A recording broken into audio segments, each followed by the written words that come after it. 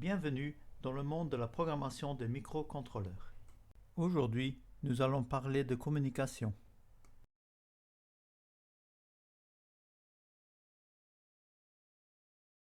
A quick brown fox jumps over a lazy duck. Ce pangramme de 32 caractères contient toutes les lettres de l'alphabet anglais. Facile à retenir, on utilisait cette phrase en typographie pour vérifier la qualité de la frappe et par extension le fonctionnement correct de la communication en informatique. Le 30 août 1963, Khrouchtchev découvrit cette phrase avec stupéfaction lorsque Kennedy envoya le premier message téléx au moyen de la ligne directe du téléphone rouge. Cette phrase nous guidera, tel le fil d'Ariane, à travers les méandres de la communication série.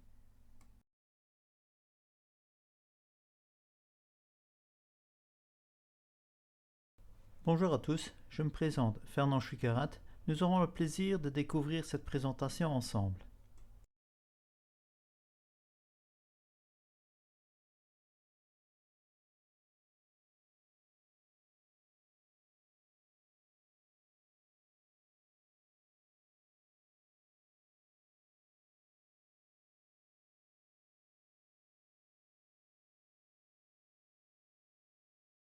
Nous avons déjà expérimenté les entrées-sorties dans nos différents montages comme moyen de communication avec la machine. Depuis le start-stop-maintien avec lequel nous avons commandé notre premier moteur jusqu'aux commandes plus complexes comme marche à gauche et marche à droite, le nombre des signaux n'a cessé d'augmenter. Les boutons de commande se sont multipliés. Un écran de contrôle est venu compléter la panoplie et nous devions avoir recours à la communication pour le mettre en œuvre. La maîtrise des communications nous permet désormais de réaliser des salles de conduite de process complètement informatisés. Les boutons et voyants sont remplacés par des ordinateurs aux écrans multiples qui ne cessent de s'échanger des données, qui ne cessent de communiquer.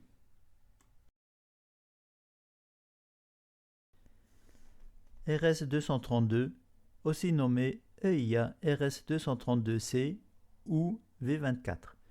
C'est une norme standardisant un bus de communication de type série sur 3 fils minimum. Centré sur nos applications Arduino, nous allons focaliser notre attention sur l'usage de ces 3 fils. Le fil bleu, la masse, assure pour la communication le référentiel commun aux deux appareils. Pour l'échange des données, 2 autres fils, au minimum, sont nécessaires. Chaque appareil a besoin d'un fil d'émission de données, TX, et de réception de données, RX. Si nous regardons le câblage entre les deux Arduino d'un peu plus près, nous pouvons constater que les 2 fils de transmission-réception sont croisés à la connexion, puisque le signal qui sort d'un côté doit rentrer de l'autre côté. Pour nos besoins, nous pouvons utiliser une approche simplifiée de la communication série. Posons le fait que l'information utile est transmise sur un byte, c'est-à-dire 8 bits. Le standard RS-232 fixe différentes vitesses de transmission. Seule contrainte, l'émetteur et le récepteur doivent être paramétrés à la même vitesse. Au repos, la ligne est à l'état haut, à plus 5 volts. Voici, en complément d'information, le câblage minimum pour réaliser une communication série RS-232 entre 2 PC. Le croisement des fils est d'autant plus visible que nous n'avons plus que les numéros de pin comme repère. Et pour la connexion 2, 3, 5, on peut voir que les fils 2 et 3 sont croisés.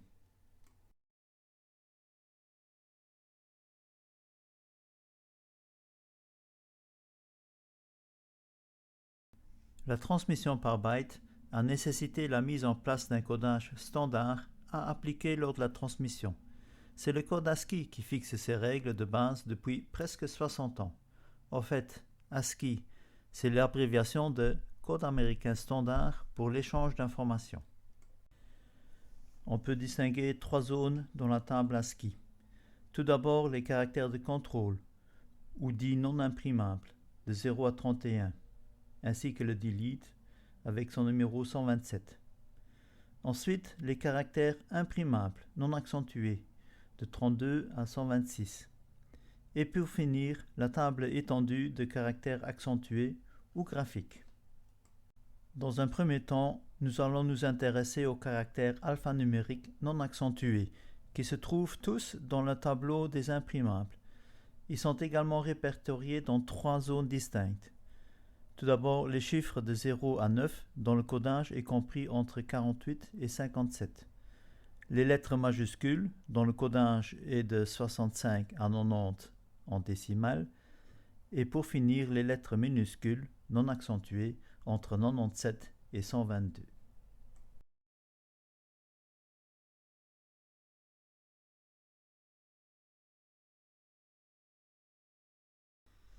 Dans ces premiers exemples, nous allons nous servir de la communication RS232 native de l'Arduino Uno. Dans ce cas, pas besoin de procéder à des déclarations particulières. On ouvre le port de communication dans le Void Setup avec l'instruction serial.begin entre parenthèses 9600. Il s'agit en effet de communiquer au processeur de communication que nous allons travailler avec une vitesse de transmission de 9600 bits par seconde. Il est évidemment important d'ouvrir la communication dans le deuxième Arduino avec la même vitesse de communication. Il faut en effet que le récepteur soit calé à la vitesse de l'expéditeur, sous peine de perdre des informations.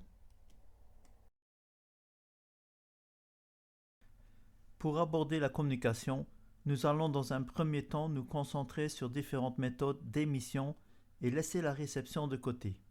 Sachez tout simplement que nous disposons, pour le moment, d'un programme de réception qui permet d'afficher les messages reçus en guise de contrôle sur le moniteur série. Il s'agit d'une réception événementielle, c'est-à-dire la communication est initiée dans le Void Setup, mais ne nécessite pas de code dans le Void Loop. Nous y reviendrons plus longuement plus tard. Nous allons échanger la phrase mythique « A Quick Brown Fox » contre une suite de lettres peut-être plus banale et simplement constituée des 26 majuscules de l'alphabet. Tout caractère reçu sera immédiatement redirigé vers le moniteur série par la fonction serialPrint. Ceci nous permet d'afficher et de vérifier les données reçues.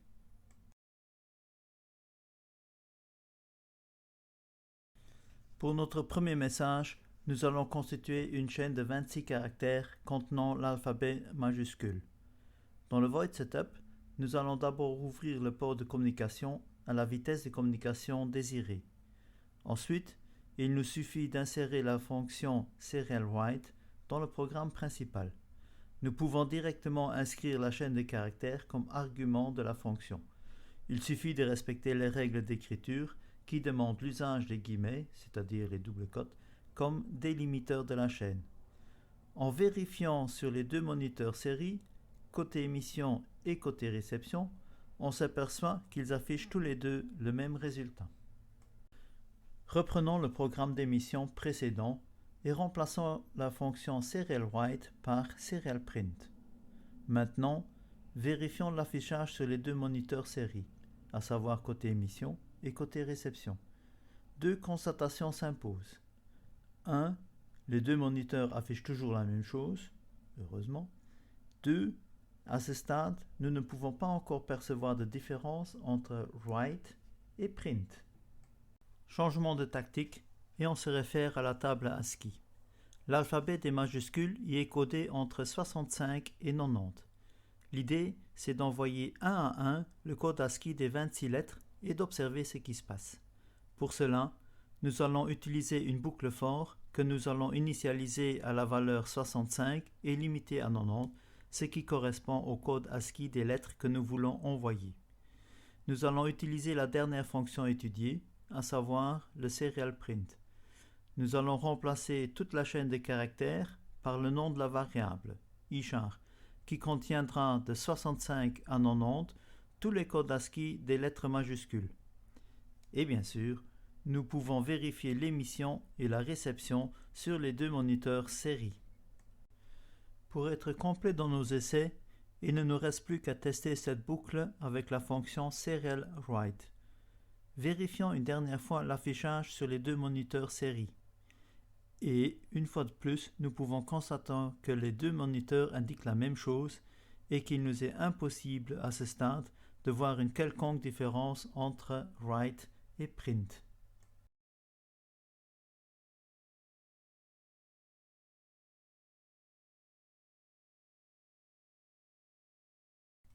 Après avoir envoyé les données de l'Arduino 1 vers l'Arduino B, nous allons regarder, plus en détail maintenant, certains aspects de la programmation de réception. Le programme Arduino B, côté récepteur, est un peu plus délicat à gérer. En effet, le processeur doit vérifier en permanence s'il y a des données dans la boîte de réception. Lorsque des données sont détectées dans la boîte aux lettres, il faut les y extraire byte par byte jusqu'à ce que tous les caractères soient lus. La lecture d'un byte sur le port de communication entraîne immédiatement son effacement. Il est donc important de le stocker au niveau du programme dans une variable du type char avant de faire un second accès au port de communication. C'est pour des besoins d'étude que nous allons aussi récupérer le code ASCII de la lettre lue. Ce code doit se trouver entre 65 et 90 pour tous les caractères transmis. On confie cette tâche de lecture à une boucle while que l'on active tant qu'il y ait des données présentes. Et c'est également pour des raisons d'étude que nous allons imprimer un message dans l'écran de contrôle. Il nous permet de visualiser la lettre reçue ainsi que son code ASCII. On génère ce message pour tout caractère reçu. Ce message est constitué de 4 parties, mais est affiché sur une seule ligne. L'instruction print peut soit afficher une chaîne de caractères délimitée par des guillemets, les doubles cotes, ou bien la valeur contenue dans une variable. C'est l'instruction println qui provoque le passage à la nouvelle ligne. Lorsque le message a été imprimé à l'écran, on peut effacer le contenu des variables.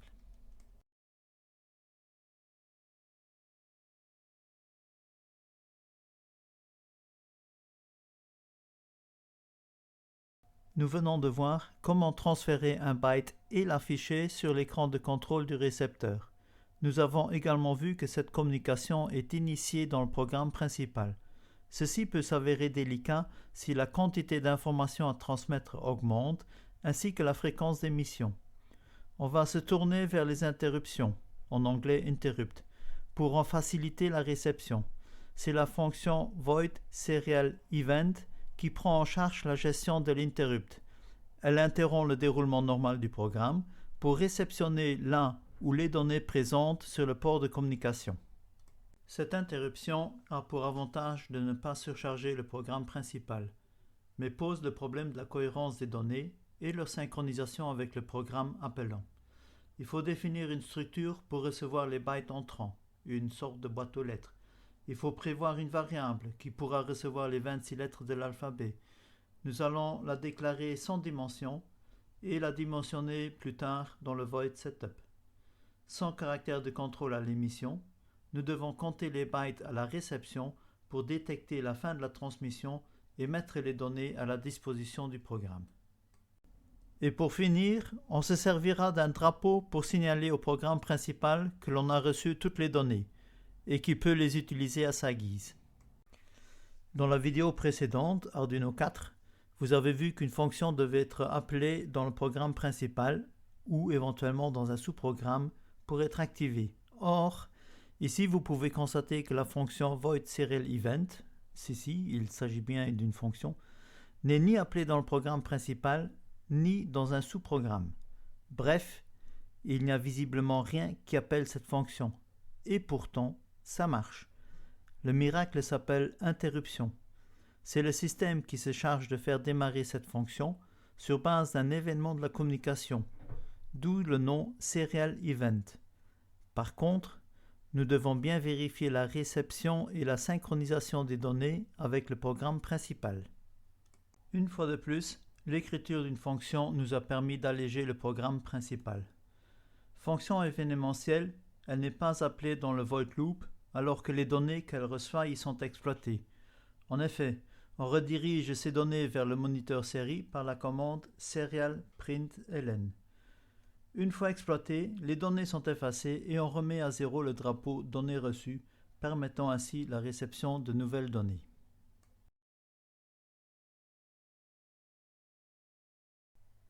Nous venons de voir comment établir une communication sérielle entre deux Arduino pour échanger des données alphanumériques. Liées au mode de transmission par byte, ce sont effectivement les variables texte ou les alphanumériques qui s'y prêtent le mieux. Le message « Je viens de voir passer 3 lapins » fait également partie de ces messages, même si on y mentionne le nombre 3. La transmission des valeurs numériques pose surtout des gros problèmes à la réception. La complexité de décodage des valeurs numériques justifie la mise en œuvre d'une présentation à part. Suite au prochain numéro.